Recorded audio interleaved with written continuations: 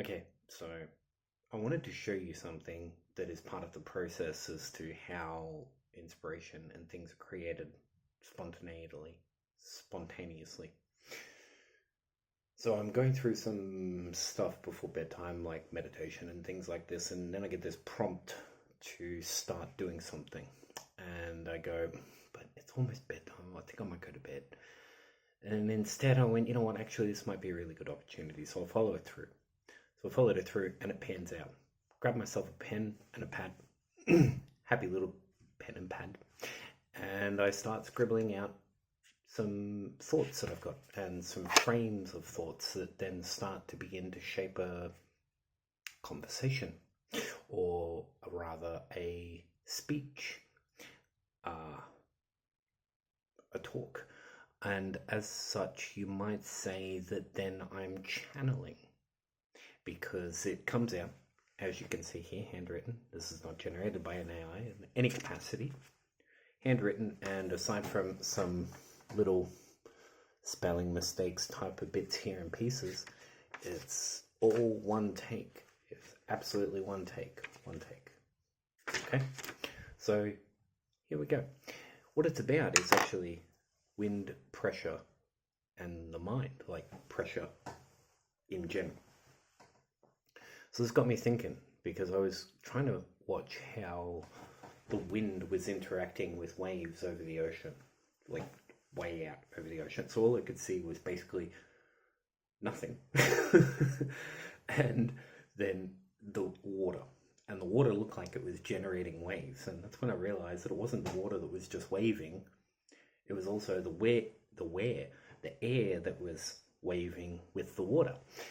So as the air is waving in the bottom, it's waving with the water, and they're waving together like this, right? So which is making which? Because generally speaking, the currents of the earth are regulated or have some impact by, as in the water currents are impacted by the air currents. And yes, it is also appropriate to say that water currents affect air currents. So I was like, okay, there's got to be more information here. So I jumped online, had a quick look, and the basic idea is to give you a short form. Actually, it's included in this, so we'll go into it straight away. So this is what I wrote it. The mind spanning the frequencies of thought it has, like the thoughts that our minds do, usually spoken of are what we call brain states, existing in two broad forms: accented by fight or flight neurochemistry, or accented by a centered heart with homeostatic neurochemistry. The temperature range or pressure range is the brain states of the planet, so to speak. More information into thinner packets or less spread further into larger packets.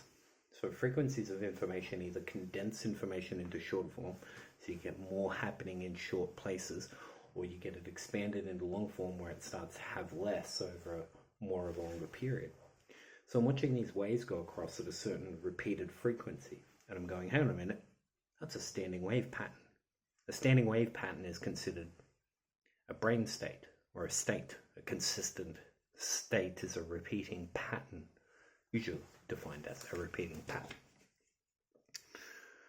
This will inevitably, so more information into tinier packets or less information spread further. This will inevitably become a balance through the morphogenic field of humanity into collective efforts on the weather. Why is it not just wind? What even is wind? And here we go.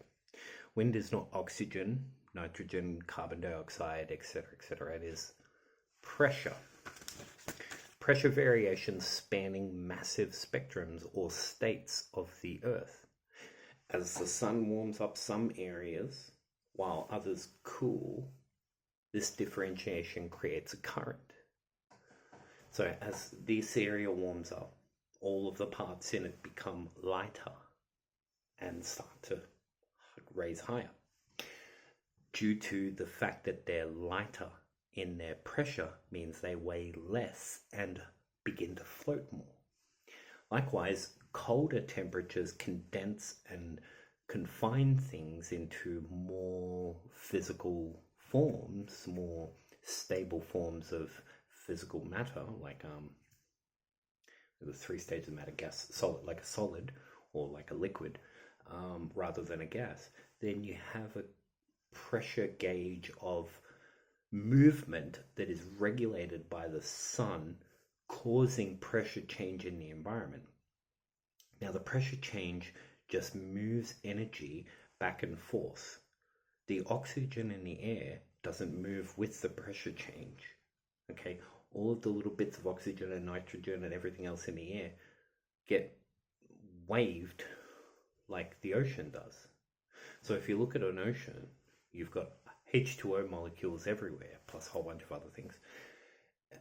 And a wave passes through the ocean, but it doesn't actually mean that all of these particles are moving in conjunction with the wave. They're usually considered to move up and down as the wave moves through it and out of it again. Okay? Like this. And just the same as with the air. So when a wind comes, the wind moves through the air. The air itself is usually what we define as, on this lower connecting plane of the earth, usually considered to be oxygen, nitrogen, carbon dioxide, I think radium, and a few other components and constituents. These stay relatively the same, I imagine. I might have to be fact checked on that. And the wave of energy will pass through them. The wave of energy being the condensation, or the compression, or the expansion of the components within those fields. Expansion meaning coming into less, actually it'd be higher frequencies go higher. So, I mean, it's hard to say because it's both, and that's where the next part comes in. Now focus on what we are saying here, that the sun has an effect on all of the earth, even the parts that it can't see, so to speak. This is 10 to the power of shit tons of microscopic and nanoscale reality. So you think about how the sun is having an effect on every tiny little part and piece of this. You realize that the sun, this giant fucking thing, is having an epic impact on things that are so far removed from it that you can't even consider it as a human being. It's just not within the realms of perception that our brain is usually built to accommodate. It's like you're trying to sit down and imagining what a million people looks like in front of you. Just like, where's a million people? How far back does it go? People can't visualize that kind of thing accurately unless you put a lot of discipline into it. So the sun is having this huge effect on all of these subtle things. Important to remember, because most people think that we're too small to have an effect on things in our environment. But we have an effect on subtle things below us. In fact, your positive thinking can either enhance or impede your immune system. So your mind and your thoughts have a direct impact on all of your biology and whether or not it's capable or incapable. Now, if all of humanity is connected, as is proven by many, two notable ones being Carl Jung and his archetypes, as well as Jacobo Greenberg and his experiment of connecting brains, then the amount and effect we have would be a massive impact. That is the amount and effect that humanity has collectively on the tiny constituents that begin to move about and either encourage more wild winds or less wild winds, encourage more wild storms, or subdue more wild storms. As it goes on to say, it would calm or quell storms. It would attract or prevent rain formation, as well as make or clear cloud proliferation. In fact, prayer and meditation show this in fine form, which is just talking about how prayer has been shown to have an effect on weather, bringing rain, stuff like this. And people can say, oh, it's completely random, you don't have anything like that. But the statistics that everybody talks about nowadays, everybody loves talking about statistics. Unless it's statistics that challenge their perception, then they don't like them. These statistics show prayer has an effect, that meditation has an effect. If you want to look at the effect of meditation, it's very well documented and is a lot more scientifically documented than the effects of prayer. However, the effects of prayer are still extremely well scientifically documented. You do have to step outside of the general university-run dictatorship and hold on how to interpret science. Because if it doesn't fit the narrative, it's not meant to be talked about. Because these types of things break down the narrative. They give you the power back, rather than have you believe in the state providing you protection for your own benefit. And it just finishes up very quickly. I thought I would add at the end here, before we finish up, where have you seen this type of effect? Where have you seen or experienced these types of things before? As in, when you think about how you have gone through challenges, how you've been highly stressed or certain circumstances come about, how has your awareness of the impact on a small scale impacted a larger scale? For me, I've got one that has been very recent, and that was several years back now. I had a preliminary hernia, as in it began to tear the muscles. It didn't exactly start protruding all that much. In fact, as soon as I was admitted into a nurse for general checkup, her general massage on my tummy area to check out the area actually seems to have popped it back inside. So when I went in for an operation, it wasn't putting anything back in, it was just putting something over the top to increase the healing. Since then, I've known about the fact that I have a semi-open issue and have gone about healing and growing that to the point where I just moved house. In case you haven't noticed, new backdrop. And the effect of that meant that I had to carry a whole bunch of heavy things. I moved myself in a higher moving companies. And so I've got a refrigerator, a heavy washing machine that I've got to move about in small spaces with a trolley. All of these things require extended strength, especially in moving. What you're doing is not just lifting weights. You're lifting weights and navigating areas in awkward positions. So you've got your arms all the way out. So your core is all the way out. There's a reason I'm getting into this. Is because while I'm doing all of this, since I've had it, I've been aware of this inside of me. And I have not been encouraging it to stay that way. I've been encouraging it to grow and repair by visualizing and feeling it connect back together and sew back together, to see it and feel it heal. And as such, I do believe it has. The amount of work that I was able to do and steam horse on, I'm a guy, I like to feel strong, and yes, it is very easy to want to feel strong while doing harm to yourself if you're unaware of these micro scales of reality. Being aware of these micro scales of reality, you can then have a change on these larger scales of reality without directly affecting larger to larger from an external perspective. You go internal, change it, come back out, and see it's changed, like time travel. That's another video. Now,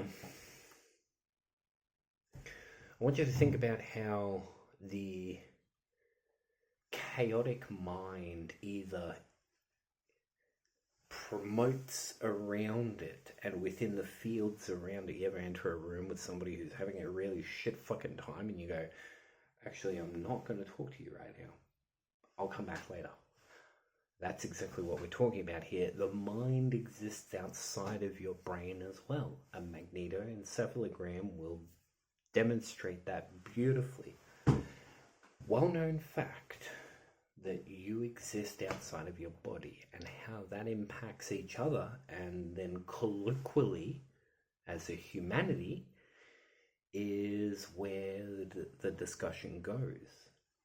So again, where have you seen these things, where, or have experienced them? That is, the difference in pressure gradient being the waves of energy through reality. I want you to focus on that. The waves of energy through reality are not physical things, they're energetic things. Wind is not physical. Oxygen, nitrogen, etc. are physical. Water is physical. The molecules of water are physical. The energy moving through the wave, causing the molecules to go up and down, is not physical. And as such, does open up the discussion to realms other than the physical. But the physical is usually defined by physical sense in some definitions, or by size, as in from this size to this size is considered physical. Anything above that is not, and anything below that is not physical either. Quantum mechanics is usually considered to be that borderline on the lower scale. So thanks for coming along for the ride today, and be sure to let me know of your thoughts on this, and how your experiences of mind has had an effect on either the small scale and then the large scale, or the large scale and then the small scale. And don't be afraid to share. Everyone who does encourages and gives permission through the morphogenic field for others to grow and expand into their own as well. So jump on board, play along, and experience it for yourself, and then provide feedback for everybody, because it helps everybody.